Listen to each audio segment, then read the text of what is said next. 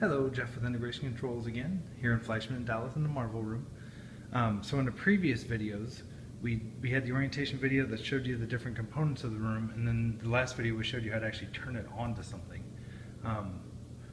All we did was the video portion. Now we'll do the audio portion, and then we'll show you how to start changing sources.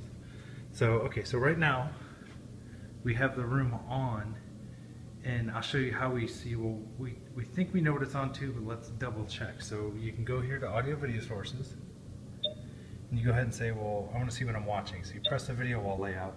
Now instead of just having you pick a layout, it goes ahead and shows you what layout's up, and then shows you what sources are active at this point in time. So that's kind of neat. It's a good way to kind of figure out what's up there if it's not immediately obvious. I can go back to layouts to pick a different layout. So if I want to go to this full screen, now it doesn't populate anything because it's not set to that right now. It's still set to the 4.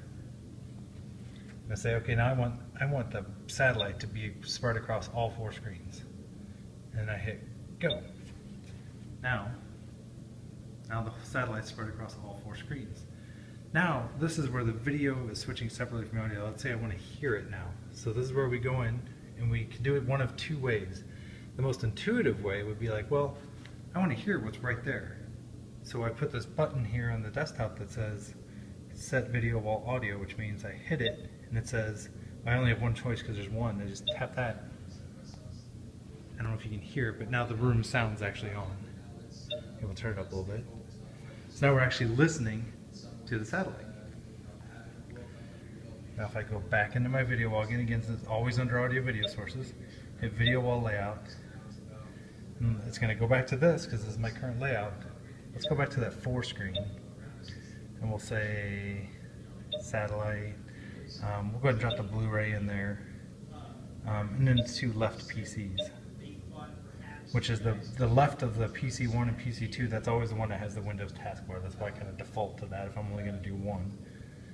And say, well, you know, I don't really want to do Blu-ray. I want to do the room's input plate. So I just grab that, swap it out, bam, it puts the Blu-ray back. Okay, I'm happy with that, so I hit go. Instantly it switches. Now, I don't have a computer plugged into the room input plate right now, but if I did, it would display whatever I had plugged into that input plate. And so now I say, you know, I don't want to hear the satellite anymore. I actually want to hear whatever I have on PC1. Well, you can tell which is PC1 by looking at the PC1, PC2.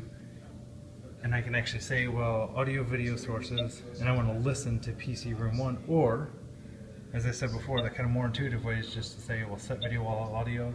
I now have 4 monitors that have 4 separate sources I can pick from, so I'll say, I just want to hear whatever's on this. Now it tells me that I'm on the room PC1. That's what my audio source is. Now, I don't have anything playing on that right now, but now I'm switched to the sound. If I reach up and use the keyboard to grab the little volume slider, it would actually hear the little ding. So that way you can hear your presentation, but you still need the satellite. This is why we switch the audio separately, because you can really switch the audio to any of the 4 things you're watching at any given time. We kind of showed this in the last video, but whenever we're actually done and we're finished using the room, we just go down here, we say system off, and we say power off everything. Now that powers off the audio and the video, and it turns off my displays, and you're done. You can walk away from the room. And that's kind of the quick tutorial on changing video sources and listening to audio.